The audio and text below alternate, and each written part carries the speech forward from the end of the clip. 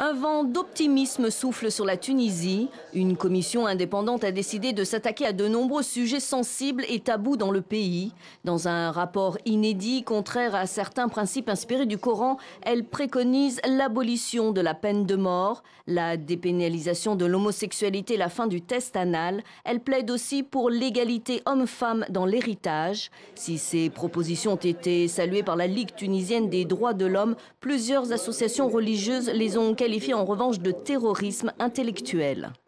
Ceux qui qualifient nos propositions comme terrorisme intellectuel sont en train de banaliser d'abord le terrorisme, et ça c'est inadmissible, et je trouve que c'est inapproprié de comparer les droits humains au terrorisme, alors que justement les droits et les libertés sont le rempart contre le terrorisme.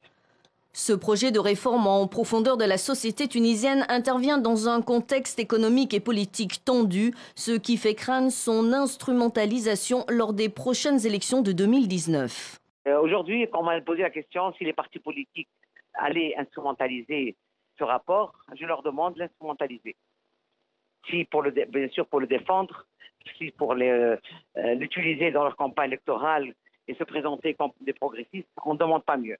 Et ce n'est pas le but. Toutes ces réformes sont désormais aux mains du président Béji Caïd Essebsi. Beaucoup espèrent qu'il annoncera des mesures concrètes le 13 août, journée des droits des femmes en Tunisie.